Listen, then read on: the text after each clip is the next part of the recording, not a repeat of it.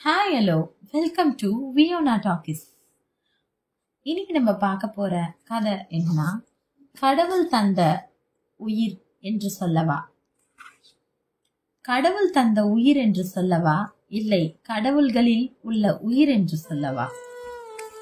வேறில்லாத மரம் போல் என்னை நீ பூமியில் நட்டாய், ஊர்கண் என் மேலே பட்டாலும் உயிர் நோக துடித்தாயே, உலகத்தின் பந்தங்கள் எல்லாம் நீ சொல்லி தந்தாயே, பிறப்புக்கும் இறப்புக்கும் இடையில் வழி நடத்தி சென்றாயே, உனக்கே ஓர் தொட்டில் கட்டி நானே தாயாய் மாறிட வேண்டும்.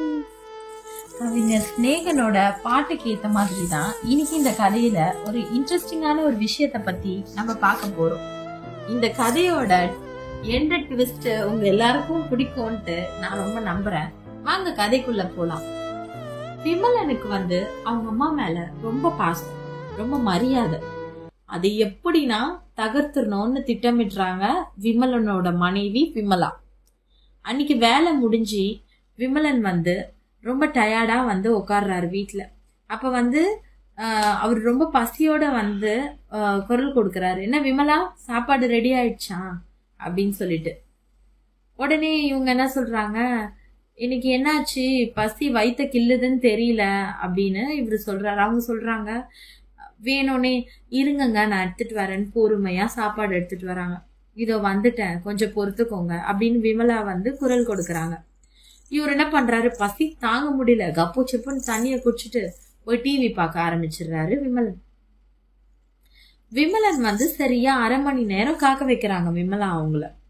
அப்ப சாப்பாட்டை பொறுமையா டைனிங் டேபிளுக்கு எடுத்துட்டு வராங்க. விமலா என்ன சொல்றாங்க, கோச்சிக்காதீங்க எனக்கு உடம்பு முடியல, இப்படிப்பட்ட நேரத்திலேயாச்சும் உங்க அம்மா எனக்கு கூட மாட உதவ மாட்டாங்களான்னு எதிர்பார்த்தேன், ஆனா அவங்க வரல. அதனாலதான் எனக்கு எவ்வளவு கஷ்டம் இருந்தாலும் நான் பொறுத்துட்டு நான் சமைச்சேன். இதுக்காக நீங்க உங்க அம்மாவெல்லாம் கோச்சிக்க வேணாம், பாவம் அவங்களுக்கு இந்த வயசுல என்ன கஷ்டமோ அப்படின்னு சொல்லிட்டு அப்பாவியா பேசுற மாதிரி அவரை ட்ரிகர் பண்ணி விடுறாங்க. இப்படி கேட்டுட்டு சொன்னதை கேட்டுட்டு விமலனுக்கு கோபம் வரும், எதுனா பிரச்சனை பண்ணுவாரு அப்படின்னு ஈகரா விமலா வெயிட் பண்றாங்க. ஆனா அங்கதான் என்னன்னா, அவரோட முகத்துல எந்த மாற்றமும் இல்ல. அவர் அதை ஒரு பெரிய விஷயமாவும் எடுத்துக்கல. இவங்க மேலும் இவர் இப்படியே இருக்காரு, இவரை இன்னும் கோவப்படுத்துவோம்னு சொல்லிட்டு இந்த நேரத்துல கூட அவங்க நமக்கு பயனா இல்லாம இருக்காங்கன்னு நீங்க அவங்கள தப்பா நினைக்காதீங்க. எவ்வளவு கஷ்டம் இருந்தாலும் நான் உங்களுக்காகவும் நம்ம குழந்தைங்களுக்காகவும் தாங்கிக்கிறேன். அவங்க கடைசி வர ரெஸ்ட் எடுத்துனே இருக்கட்டும் அப்படின்னு சொல்லிட்டே அவரோட கணவரோட ஃபேஸ பாக்குறாங்க. ரெண்டாவதா ஒரு ட்ரிகர் பண்றாங்க.